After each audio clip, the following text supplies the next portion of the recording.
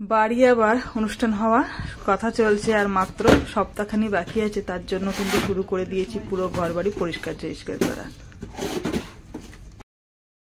এই বন্ধুরা, good morning. কেমন আছে সবাই? আশা করছি ভালো আছে, সুস্থ আছে, আর আমরাও কিন্তু ভীষণ ভালো আছি। এইমাত্র ঘুম থেকে উঠলাম, উঠে পুরো বিছানা গুছিয়ে নিলাম। সর্বপ্রথমে কাজ হচ্ছে মেয়েদের কে ফোন করেছে দাঁড়াও। আমাদের তো সকাল সকাল উঠেই একদম চালু করে দিতে হয় ভিডিও, যেহেতু সারাদিন কি করছি না করছি তোমাদের সঙ্গে শেয়ার করব। তো ফার্স্ট হচ্ছে বিছানা তুলে নিলাম, এবারে যাব বাইরে। আর আজকে হচ্ছে তোমার সোমবার বুঝতেই পারছো, দোকানে দেওয়ার ঢিলামিশ হয়, যে দেবো কি দেবো না সেটাই চিন্তা ভাবনা হচ্ছে, কিন্তু আশা করছি হয়তো আজকে দোকান দিতে পারে। আর এখন বাজে হচ্ছে তোমার 9টা। উঠেছি অনেকক্ষণই, বসে বসে একটু ফোন ঘেঁটছিলাম। রোদও বেরিয়ে গিয়েছে চারিদিকে। এবারে যাবো রান্নাঘরে, ঢুকবো। এই দেখো 9টা বাজে, পুরো 9টা বাজে করে কাটাই। চলো রান্নাঘরে ঢুকে পড়লাম, ঢুকে গ্যাস ট্যাস পরিষ্কার করে নিলাম। যেখানে যা বাসন ছিল সমস্ত বাসন কিন্তু ধুয়ে গুছিয়ে রাখলাম। আর এইগুলো হচ্ছে আমাদের সারাদিনের ডাস্টবিন, যেগুলো যা আমাদের বাদ পড়ে সেইগুলো রেখে দেওয়া হয়, যেহেতু আমাদের পাশে কোথাও ফেলার জায়গা নেই, যেতে হবে সেই রাস্তায় ফেলার জন্য। একদম সেই দৃশ্যমানের বাইরে, ওই রাস্তার পাড়ে আমাদের গিয়ে ফেলে আসতে হবে। এখন যাবো, চলো। আমাদের বাড়ি তেমন একটা না জায়গা নেই বেশি যে সেখানে ফেলবো, মানে সবাই করে, আমি না, আমার যাটারাও করে, সমস্ত কিছু এক জায়গায় করে রাস্তার ধারে এসে এই যে এখানে ফেলে দেওয়া হয়। ও বাবা, টাইপ করে জল এসে গেছে, তাহলে ধুয়ে নেওয়া হোক একেবারে।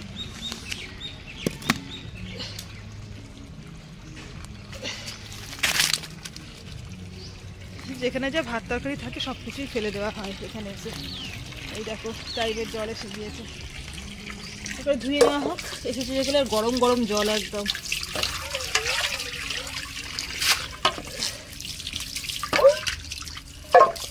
কলটা তো অফ করেনি, কে হয়তো জল নিয়ে চলে গেছে, অফ করতে ভুলে গেছে। এই যে জল ভরে রেখে দিয়েছি ড্রামে রান্নার জন্য, শুধু ভাতের জন্য। সকালে এতটা পরিমাণে ঠান্ডা যে জল খাওয়া যায় না, ভাবছি একটু উষ্ণ জল গরম করে নিয়ে তারপরে কাজে হাত দেব। জলটা কিন্তু না খেলে একদম গলা শুকিয়ে যায়। রাতে যখন গলা শুকিয়ে যায়, উঠে যখন বাইরে বেরোয়, তখন কিন্তু ঠান্ডা জলে এক ধূপ দু ঢুক করে খাওয়া হয়, কিন্তু পিপাসাটা মেটে, কিন্তু অ্যাকচুয়ালি জলের আমাদের শরীরে যতটা চাহিদা ততটা কিন্তু মেটে না। সেই কারণে চেষ্টা করি সকালবেলা উঠে, ঘুম থেকে উঠে একদম 1 গ্লাস জল, বেশি করে 1 গ্লাস খেয়ে 1 গ্লাসের বেশি, একটু উষ্ণ উষ্ণ গরম করছি, বেশি গরম করিনি। বেশি জল গরম করে খাওয়াটাও কিন্তু শরীরের পক্ষে ভালো না, শরীর গরম হয়ে যায়। উষ্ণ গরম করলাম জলটা একদম। হ্যাঁ বলো।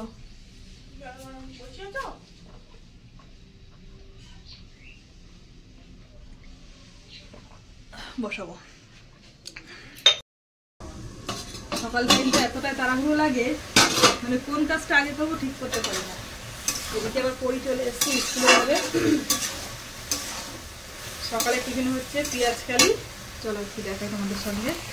এই যে পেঁয়াজ কালি আর আলু ভাজি হচ্ছে, আর সঙ্গে রুটি হবে। আটাটা কিন্তু মাখিয়ে নিয়েছি, এদিকে চাটুও বসিয়ে দিয়েছি। সকালের কিন্তু এখনো বাসি বাসন এখনো মাজা হয়নি, মানে সময় হচ্ছে না তো মাজবো। দুটো রুটি করে দিই, রুটিগুলো করে আবার ধুয়ে দিতে হবে, না ধুয়ে দিলে আবার খাবে না, অনেকটাই আটা মেখেছে। দেখো সকালে সবাই আর কি রুটি খাবে, সেই বুঝেই করা হয়েছে আর কি। যেহেতু আজকে দোকান দেবে না, অতটা মানে তাড়া নেই, ধীরে সুস্থে করলেই হবে। শুধুমাত্র পরীকে স্কুলে যতক্ষণ পর্যন্ত যাবে না ততক্ষণ পর্যন্ত একটু তাড়া থাকবে, তারপরে ধীরে সুস্থে কাজ করব। ওকে আগে গুছিয়ে দিই।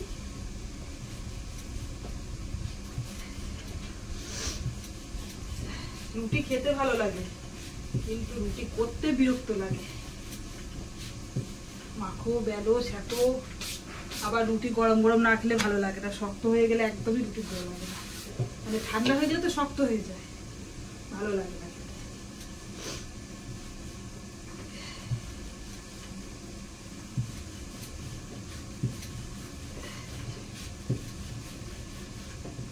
এখন ওর মতনই করবো, আর পরে আমাদের জন্য করবো। তোমাদের দাদা বাজারে গেছে, আসলে একসঙ্গে গরম গরমই করবো, তখন খাবো। ওর জন্য 3টাকে বানিয়ে দিই। ঠিক আছে, চলো।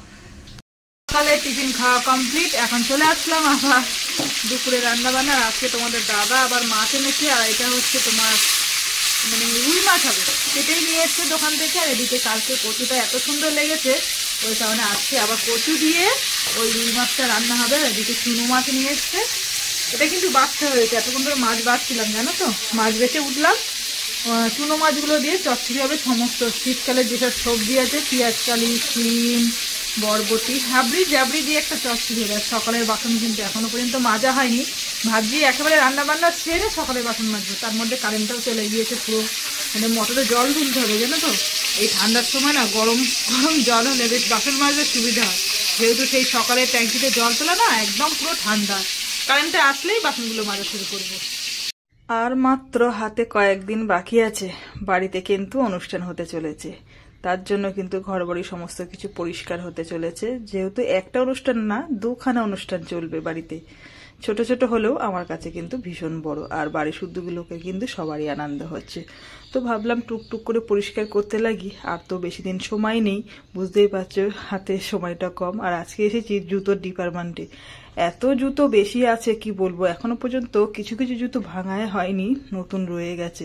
শুধু কেনাই হয়, যে পরবো কখন সেটা আর মাথায় থাকে না। তোমাদের দাদার 2 পিস জুতো দেখছি এখনো নতুন, আমারও আছে 1 পিস জুতো নতুন তোলা আছে।